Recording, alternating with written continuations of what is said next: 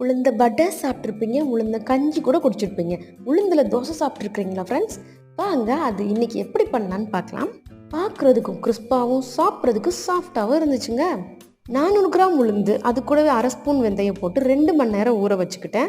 2 மணி நேரம் ஆனதும் mixie jar எடுத்து கொஞ்சமாக தண்ணி விட்டு இந்த மாதிரி சாஃப்டான பதத்துக்கு அரைச்சிக்கணும். இது கூடவே எக்கும் சேர்த்துக்கோங்க, இன்னும் கொஞ்சம் சாஃப்டாக இருக்கும். ஒரு முக்கியமான விஷயம் என்னென்னா, தோசைக்கல்லை சிம்மில் வச்சுக்கோங்க.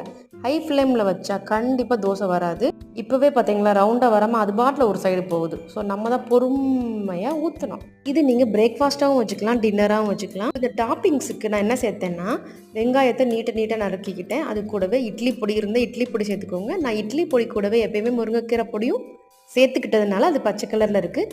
அது கூடவே நல்லெண்ணெயும் சேர்த்து கொஞ்சம் நேரம் பிசைஞ்சு வச்சுக்கோங்க. ஒரு 30 செகண்ட்ஸ் கழிச்சு தோசை மேலே இது மெல்ல தூவி விடுங்க. குழந்தைங்களுக்கு நான் தாராளமாக நெய் விடலாம், பெரியவங்களுக்குனா நல்லெண்ணெய் விட்டுக்கோங்க. இந்த பக்கம் 1.5 நிமிஷம், அந்த பக்கம் 1.5 நிமிஷம், அவ்வளோதான், தோசை ரெடி ஆயிடுச்சு. இது தொட்டுக்க தேங்காய் சட்னி செஞ்சுக்கலாம். ஆனால் இதுவே நல்லா இருந்ததுனால நாங்கள் தொட்டுக்க எதுவுமே எடுத்துக்கல. இதில் என்ன ப்ளஸ் பாயிண்ட்னா, 6 தோசை சாப்பிட்றவங்க எல்லாம் 3 போதும்ட்டாங்க. ஹெவியாக இருக்குதுங்க, ஹெல்த்தியாகவும் இருக்குது. ஸோ இது கண்டிப்பாக உங்கள் லஞ்ச் பாக்ஸ் ஆப்ஷன்லேயோ இல்லை பிரேக்ஃபாஸ்ட் டின்னர் ஆப்ஷன்லேயோ வச்சுக்கோங்க. கடையில் மாவு வாங்குறதுக்கு இந்த ஐடியா ரொம்பவே சூப்பராக இருக்குது. நீங்களும் வீட்டில் ட்ரை பண்ணி பார்த்துட்டு எப்படி இருந்துச்சுன்னு சொல்லுங்கள்.